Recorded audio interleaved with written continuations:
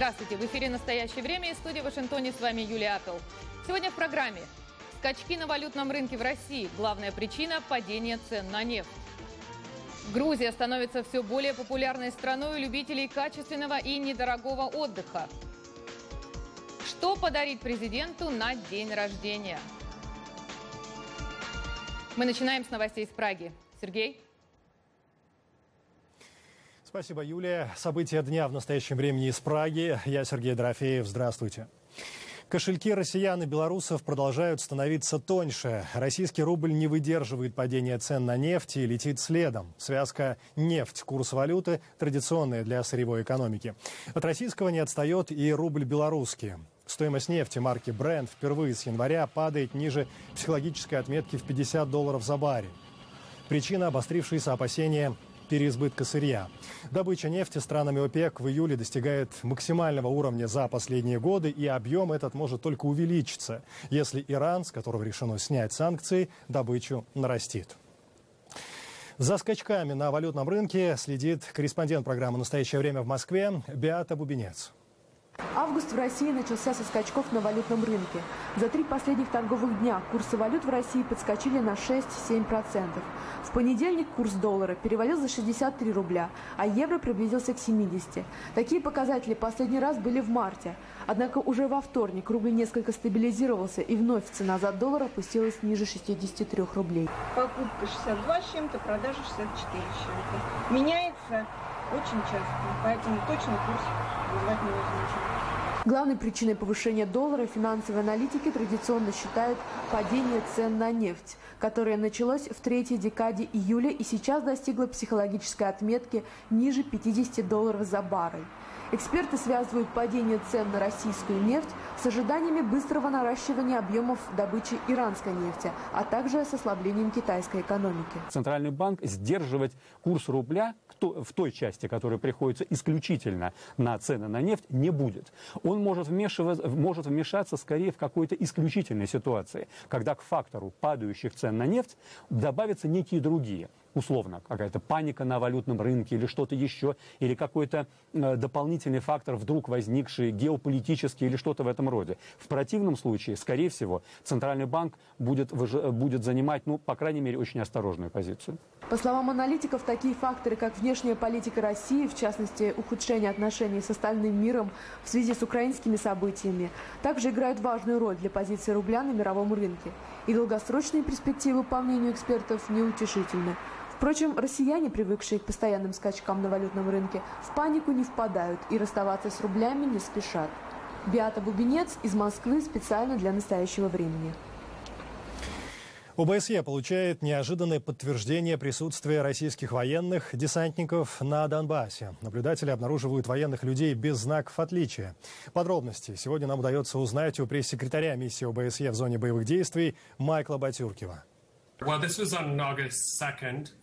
Да, 2 августа на территории так называемой ДНР наши коллеги из специальной мониторинговой миссии посетили места дислокации военной техники, чтобы проверить, соблюдается ли отвод вооружений. На одном из этих мест они говорили с человеком, который представился солдатом 16-й десантной бригады из Оренбурга в России. Надо заметить, что у них не было знаков отличия, но именно это они сказали нашим коллегам. Ну и вот реакция Москвы. Министерство обороны России информацию ОБСЕ опровергает, а пресс-секретарь президента России Дмитрий Песков в интервью ТАСС заявляет, что такие сведения нуждаются в проверке. Далее. Как вы уже знаете, экс-премьер Украины Николай Азаров в Москве презентовал Комитет спасения страны, так называемое правительство в изгнании, и назвал кандидата на пост нового президента Украины. На пресс-конференцию Азаров приходит вместе с 2 бывшими народными депутатами Украины, Владимиром Олейником, тот самый кандидат, и Игорем Марковым. Все 3 в Украине в розыске. По их словам, задача комитета – восстановление мира в стране путем проведения досрочных выборов всех уровней. Рассказывая о планах, Азаров не преминул вспомнить и свой премьерский опыт. Мы берем на себя ответственность за то, что мы обеспечим мир, согласие и развитие в стране. Я редко когда об этом говорил. Мне пришлось Украину выводить из кризиса в 2002 году, в 2005 году, в 2009 году. И все знают, что Украина, когда я был премьер-министром, развивалась. Украинские власти комментировать эту пресс-конференцию нужным не считают. Сегодня появились мнения киевских политологов. Так, Тарас Березовец видит в Комитете спасения политическую технологию, ставшую классикой. При этом он вспоминает похожее псевдоправительство в изгнании, только финское, которое в 1939 году формировал Сталин. Метою российских спецслужб. Очевидно, что мы имеем дело с технологией, которую разработали российские спецслужбы. Я связываю эту активизацию с переговорами в Минске. Цель российских спецслужб – это давление на Украину и угроза, что если Россия и дальше будет проводить военную агрессию в Украине, то это альтернативное правительство, которое готово приехать и заменить в случае чего нынешнюю украинскую власть. Подобную технологию Россия, а перед ней Советский Союз, использовали много раз. И теперь в Россию. Продолжение громкой истории с экологом Евгением Витишко. Суд отказывается его освободить. Эколог отбывает наказание в одной из колоний Тамбовской области. Витишко осудили в 2012-м на 3 года после того, как он оставил надписи на заборе вокруг элитной резиденции, которую связывают с Александром Ткачевым, бывшим губернатором Краснодарского края и сейчас министром сельского хозяйства России. На суде побывал и корреспондент программы «Настоящее время». В конференц-зале колонии, где решили проводить суд, Евгений Витишко появляется без конвоя. Пора освобождаться и заниматься теми делами, которые мы занимались до моего осуждения, поэтому никаких больше перспектив не вижу. Снимать дальнейшее судья не позволил, но кто-то случайно не выключил камеру. По моему мнению, как начальник отряда, то есть осужденный встает на путь исправления. Главное препятствие для освобождения – 8 взысканий. На Евгения Витишко их наложили, когда он был в конфликте с руководством колонии. Последние 10 месяцев взысканий нет, однако предыдущие официально не погашены. Прокурор был против освобождения. Отсюда и вердикт. Ходатайство адвоката Локтева в интересах осужденного Витишко Евгения Геннадьевича о замене неотбытой части наказания в виде лишения свободы на ограничение свободы оставить без удовлетворения. Суд шел меньше часа. Ни адвокатам, ни самому Витишко судья слова не дал. Мнение и позиция защиты не была заслушана. Позиция самого заявителя Евгения Геннадьевича не выслушана. И решение судом принято по формальному основанию. Историю Витишко тут знает каждый. Дело на него и его коллегу Сурена Газаряна завели в 2011-м. До этого они побывали около резиденции, связанной с тогдашним губернатором Кубани, сейчас российским министром сельского хозяйства Ткачевым. При строительстве резиденции был незаконно огражден лес. Контролирующие органы не реагировали. Экологи отогнули пролет забора и оставили надписи. В итоге суд дал им по 3 года условно. Затем Сурен Газарян бежал в Эстонию, а Евгению Витишко заменили условный срок на реальный. Отказано ему и в условно-досрочном освобождении, а теперь в смягчении наказания. Ну зачем ему удаляться от общества? Мы все видим адекватного человека, да? Вина которого, на мой взгляд, еще требует дополнительного обсуждения. Теперь Евгений Витишко будет подавать на условно-досрочное освобождение. Сделать это он сможет в декабре. Евгений Титов, «Настоящее время», Тамбовская область. Кто и откуда едет в Грузию отдыхать? Национальная администрация туризма страны опубликовала данные о числе гостей Грузии. На фоне общемирового кризиса в сфере туризма, говорится в отчете, страна становится все более популярным направлением у любителей качественного и при этом недорогого отдыха. Корреспондент программы Зураб Двали. Только в июле этого года Грузию посетили без малого 737 тысяч человек, а это почти 5% рост по сравнению с прошлым годом. Лидируют по числу визитов в Грузию граждане Армении, Азербайджана, Турции и Украины. Для страны со слабой экономикой приток живых денег от туристов – очень существенная статья дохода. Причем настолько, что Грузия максимально упростила въезд в страну. Зафиксирован рост денежных операций кредитными картами иностранных граждан. Да и в целом доходы от туризма положительно отражаются на финансовой ситуации в стране. Интересно, что впервые после событий 2008 года замечен и рост туристов из России. 150 тысяч россиян предпочли в июле отдохнуть в Грузии. И это на фоне многолетней довольно жесткой антигрузинской пропаганды в российских СМИ. Мы точно знали, что никаких напряженных отношений между людьми обычными тут нет. Все отлично. У нас многие друзья были, и на самом деле нет никакой информации, что напряженные отношения. Поэтому настроение такое, что всем хочется, наоборот, волна идет такая, что все хотят поехать. Честно говоря, я думал, вот чуть-чуть политика, разногласия были, какие-то политические. Я думал, чуть холодное отношение будет к нам, когда мы сюда приедем. Когда будем говорить на русском. Абсолютно. Все великолепно. За минувший год свыше 300 журналистов и представителей турагентств из стран Европы и Азии побывали на грузинских курортах. В эфире CNN и Евроньюз были размещены имиджевые ролики о Грузии. И такой активный пиар грузинских курортов дал свой результат. Заметно выросло число туристов из стран Европы. Очень все дешево. Это прекрасно. Дешевый транспорт, доступные цены на передвижение по сравнению с Испанией. У вас недорогой туризм. Согласно проведенным опросам, гостям страны, помимо старинных архитектурных памятников, природы и кухни, нравится традиционное гостеприимство и радушие грузин. Ну а украинцы чувствуют особенное отношение к себе. Все сразу пытаются позаботиться побольше, посадить в получшее место, самое лучшее принести. Очень гостеприимные люди на самом деле. На этой неделе в эфире грузинских телеканалов появился туристический ролик, который вызвал немалый ажиотаж. В клипе симпатичная девушка-стюардесса рассказывает о процедуре выезда за границу после введения безвизового режима с Евросоюзом. Как выяснилось, власти страны получили определенные гарантии, что в 2016 году и Европа откроет для граждан Грузии свои границы. Зураб Двали и Давид Симонишвили специально для программы «Настоящее время». И в продолжении темы, вот уже больше года граждане Молдовы с удовольствием путешествуют по всем странам ЕС, за исключением Великобритании, путешествуют без виз. Свободный режим передвижения Молдова, пока единственная из стран-членов Восточного партнерства, получила за совершенствование своего законодательства. Плюсы и минусы таких безвизовых отношений Молдова-Евросоюз выяснял корреспондент программы «Настоящее время» Александр Сирич. Все, что нужно гражданину Молдовы, чтобы хоть сегодня отправиться в какой Амстердам с Барселоной, это иметь вот такой биометрический паспорт. Несколько сотен тысяч молдаван имеют и румынский паспорт, поэтому проблем с путешествиями по Европе сегодня у них нет.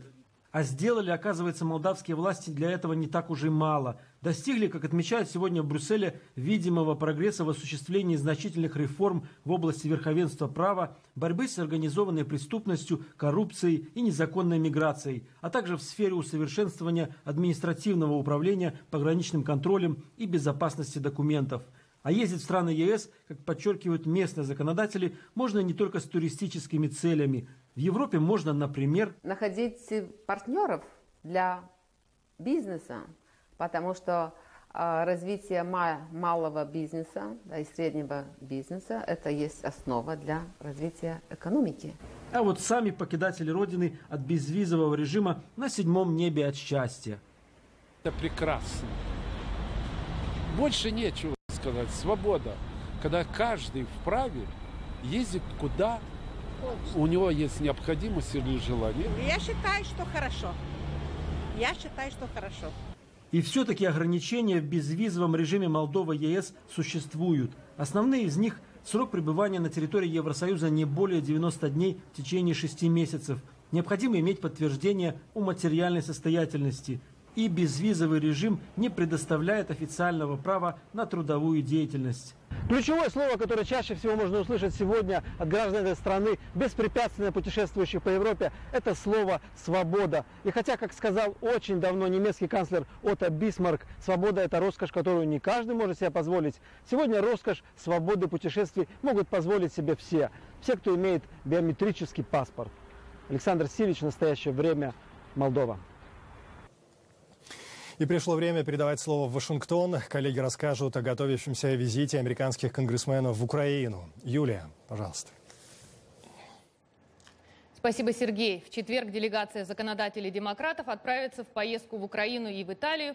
Ее возглавит лидер меньшинства в Палате представителей Нэнси Пелоси.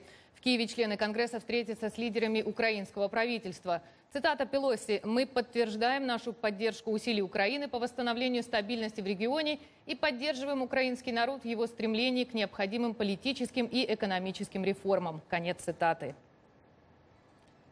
Министр иностранных дел России Сергей Лавров подверг критике США за возможную поддержку боевой авиации вооруженных групп сирийской оппозиции.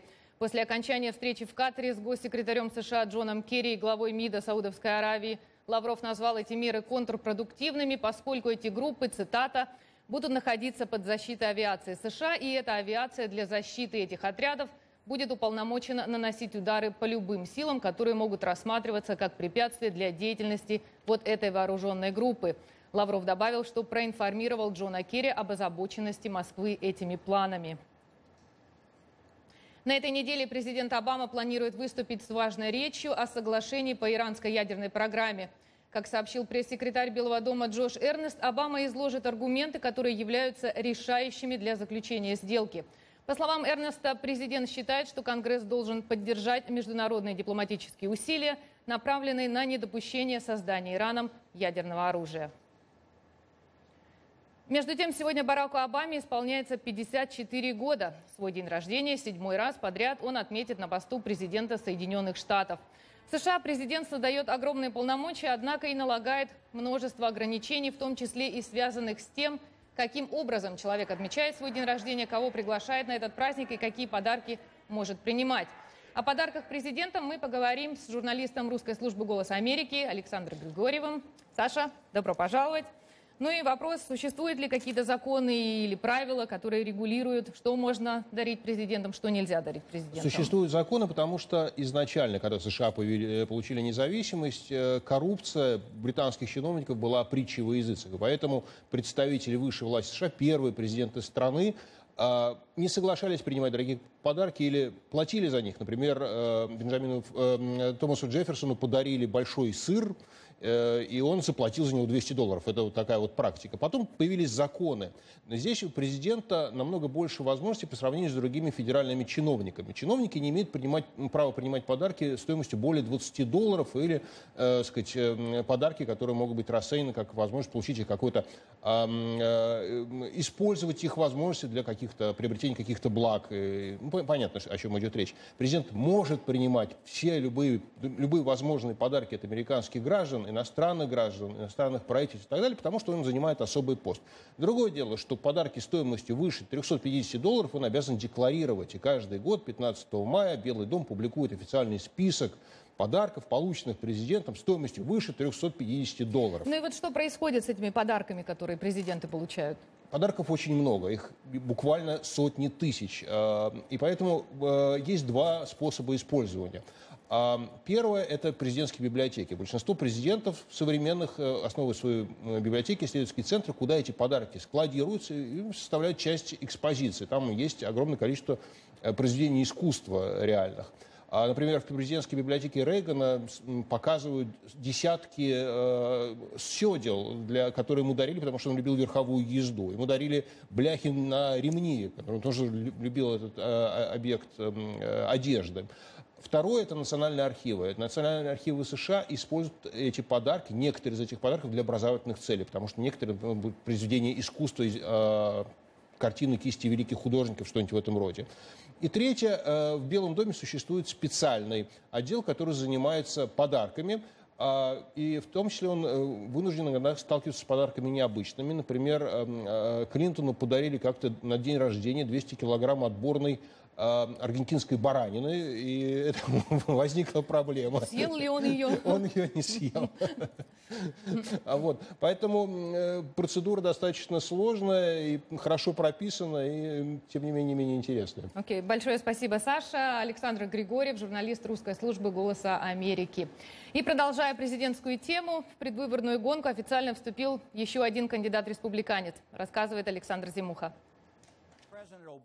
17-м претендентом на кресло в овальном кабинете стал бывший губернатор штата Вирджиния Джим Гилмор. 65-летний политик уже отправил документы в Федеральную избирательную комиссию. Немного фактов из биографии Джима Гилмора III. Он уроженец Вирджинии, обладатель степени бакалавра гуманитарных наук и доктора права, полученных в университете штата Вирджиния. До начала политической карьеры Гилмор служил агентом контрразведки сухопутных войск США. Карьеру выборного служащего он начал с поста прокурора округа, затем стал стал генеральным прокурором штата, а в 1997 году победил на выборах губернатора, но проработал на этом посту всего один 4-летний срок. В 2007 году он пытался побороться за пост президента, но снял свою кандидатуру менее чем через 3 месяца после вступления в гонку. В том же 2007 году он пытался избраться в Сенат, но также провалился. Почему-то сейчас Гилмор уверен, что у него получится.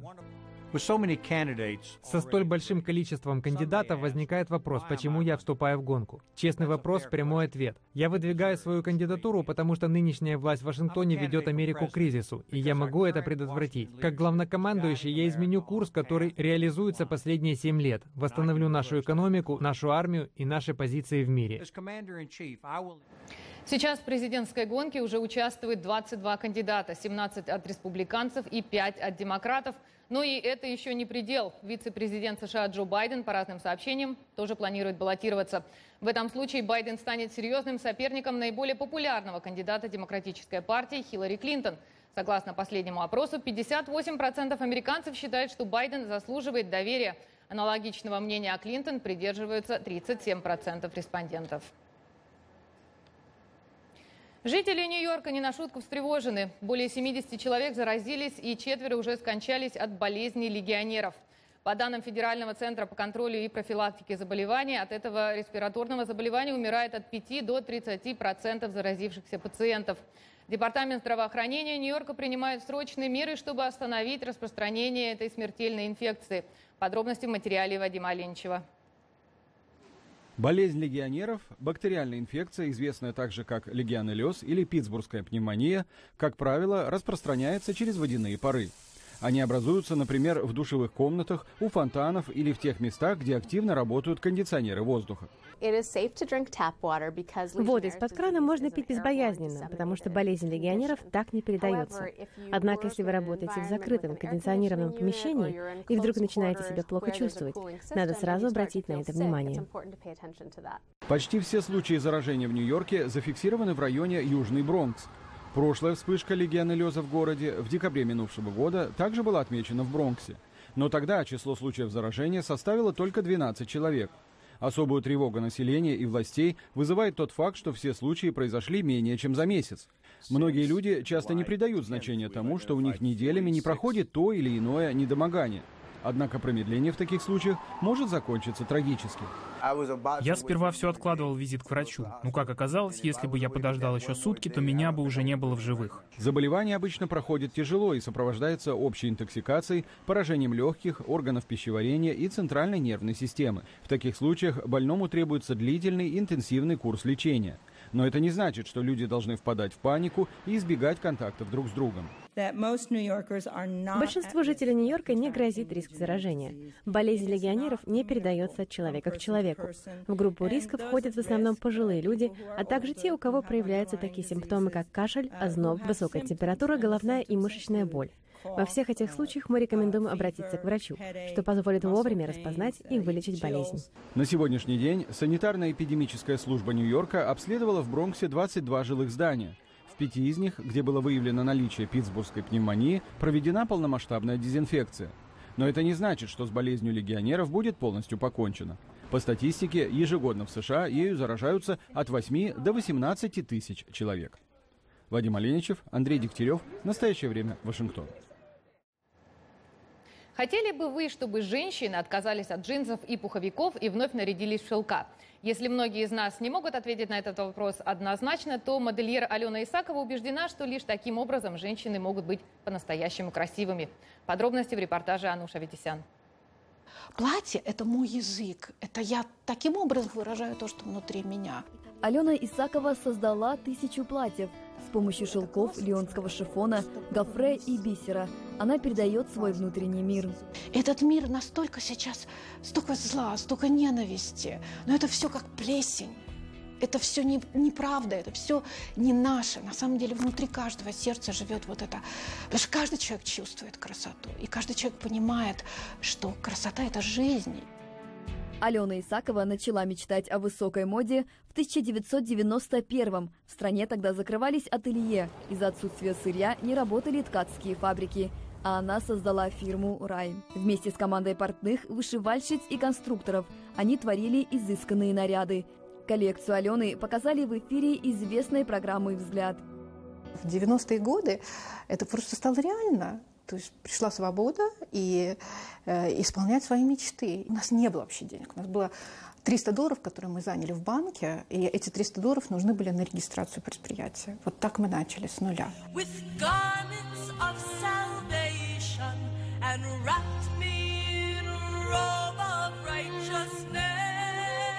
15 лет Алена посвятила созданию коллекции от кутюр. Устраивала показы в Израиле, Великобритании и в Австралии. Сегодня она называет себя дизайнером прошлого века, потому что, по ее мнению, мир высокой моды остался в 20 столетии. Не соглашаясь с образом женщины, созданной современными дизайнерами, она мечтает вдохновлять молодых дизайнеров, вернуть в моду женственность. Модельер рассказывает, что ей казалось невозможным открыть школу дизайна в современных российских реалиях. И как я могу это в России сделать? Это просто я когда поняла, что это просто... Я умру просто, я не смогу это сделать, мне не хватит времени жизни. А Америка, здесь все возможно. Здесь действительно страна возможностей. И я очень рада, что я здесь сейчас.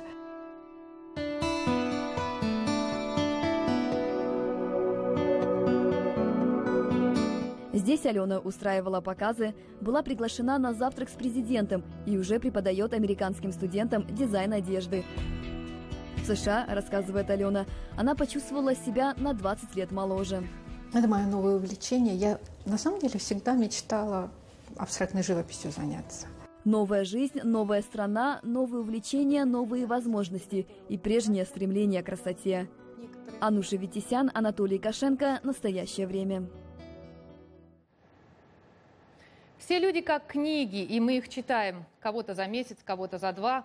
Кого-то спустя лишь года понимаем, кого-то прочесть не дано никогда. Михаил Жванецкий. О людях-книгах задумались сотрудники одной из библиотек Вирджинии. Дарья Кутковая расскажет подробнее. Как и в любую библиотеку по всей стране, в библиотеку Гам-Спринг приходят, чтобы почитать, найти материалы или взять книги домой. А теперь здесь можно не просто ознакомиться с текстом, а реально познакомиться с рассказчиком. И не листать страницы, а пообщаться с человеком-книгой, задать вопросы и послушать истории. Мы не знаем свою истинную силу, пока нам не приходится иметь дело с тем, с чем мы раньше никогда не сталкивались. Писатель Майма Карму победила рак груди и стала учредителем фонда «Тайгер Лили», который поддерживает молодых женщин в их борьбе с тяжелой болезнью. Что из вашего детства, когда вы были беженкой, больше всего помогло вам, когда у вас обнаружили рак? Я бежала от 3 войн. Карма эмигрировала в США из Либерии, когда ей было 15, а у нее на родине шла гражданская война. Она делится своими историями в книге, которую написала, и устно, когда сама становится человеком-книгой. Я думаю, когда кто-то говорит с тобой, ты можешь открывать страницы жизни, делиться этим, это намного более интимно. Мне это кажется волшебством. Это новый способ узнавать истории. Видеть выражение лица и чувствовать невербальный контакт – это совсем другое, чем просто переворачивать страницы. Деннис Фарго беседовал с Бобби Кардучи, автором мемуаров под названием «Признание неумелого опекуна». Став человеком-книгой, она рассказывает о том, как заботилась о тесте, страдавшем от деменции последние 7 лет своей жизни. Почти все, с кем я говорю, или знают об уходе за больными на своем опыте, или знакомы с теми, кто через это проходит. Это чрезвычайно трудно для опекунов и бьет по всей семье. История Кардучи находит отклик у Фарго. Я чувствую свою вину, потому что, когда умирала моя мать, я был за 300 миль от нее. Библиотека начала проект «Люди-книги», опираясь на подобный опыт библиотеки в Хельсинки. Участники говорят, что делиться эмоциями и размышлениями значит лучше понимать тех, кто живет рядом с тобой. Многие люди говорят нам, что это лучшая библиотечная программа, в которой они участвовали. Авторы интерактивной программы надеются, что их творческую инициативу подхватят и другие библиотеки страны. Никаких убитых львов, носорогов, леопардов и буйволов на борту самолетов. Авиакомпания «Дельта» объявила об изменениях в правилах транспортировки охотничьих трофеев. Это решение связано с международным скандалом по поводу убийства льва Сесила американским дантистом на охоте в Зимбабве. И на этом наша программа подошла к концу. Спасибо, что были с нами. Мы прощаемся с вами. До завтра. Мы же благодарим коллег в Вашингтоне, а также всех наших зрителей. Смотрите нас в эфире своих национальных телеканалов. В настоящее время Сергей Дорофеев. Всего доброго. До свидания.